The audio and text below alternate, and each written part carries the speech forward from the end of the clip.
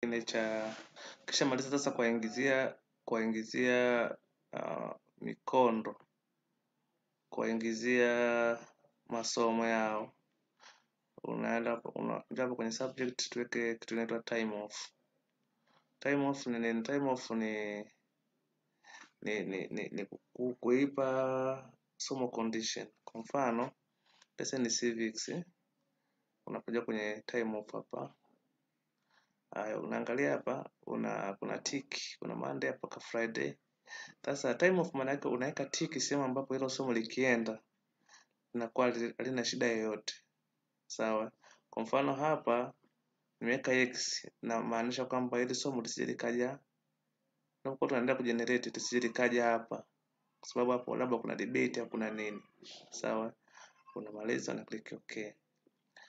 Kwa masomo ambayo labda ambayo yana walimu ya debate, kwa mfano unapenda unakuja unaweka time off. Kwa mfano hii ni debate yako unajua ni siku gani, unakuja na click time off. Sawa? Kwa hiyo kwa mfano unajua debate yangu ni siku ya Alhamisi, kipindi cha 8 na 9. Kwa hiyo sehemu ambapo hichi kipindi hakitakiwi kuwepo unaweka x, ndio hizi. Kwa hiyo ukiklik hapo unapata x, au unaweza click hivi. Kwa mfano kama ina tick, click hapa Monday mara 2 unapata x kote. Sawa? Kwa hiyo unakuwa umeweka x hivyo. Haya, umemaliza, una click okay.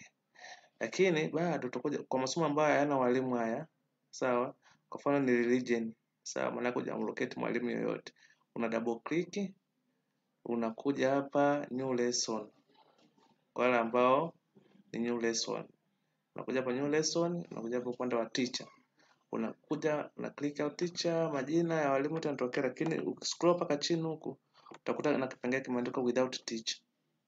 Unasema without teacher. Class, kwa kuwa hii inasomwa na wanafunzi wote, unakuja hapa kwenye joint classes. Joint classes, alafu unakuja hapa kwenye neno more, alafu unakuja hapa kwenye neno all. Alafu na click okay. Kama hiyo somo ni kwa mara ngapi kwa wiki, unakuja hapa. Kama ni mara 2 kwa wiki utaandika mara 2, kama ni mara 1 utaandika ni mara 1.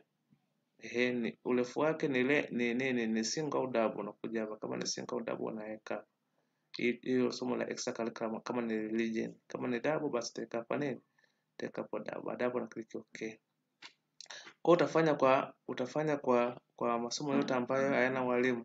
Design hivyo hivyo, unakuja hapo na click new lesson, unakuja kwenye teacher, without teacher, unaendelea, unashuka chini kabisa utakuta na neno limeandikwa without teacher.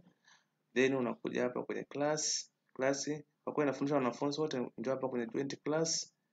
Okay, una click unakuja hapa una click more, then una click all. Muda zote yanatokea, click okay. Then unakuja hapa kama ni lesson ni mara 2 kwa wiki au ni mara 1, kama ni mara 1 hapa 1. Kama ni single au double unakuja hapa single au double una select, then una click okay. Hapo unakuwa umemaliza. Kwa hiyo unafanya masomo yote, unaweka time off, pia unaweka hizo without teacher kwa masomo ambayo hayana walimu ambao ni extracurricular. Kisha maliza hapo, kipengele kinachofuata ni kugenerate sasa. Sawa?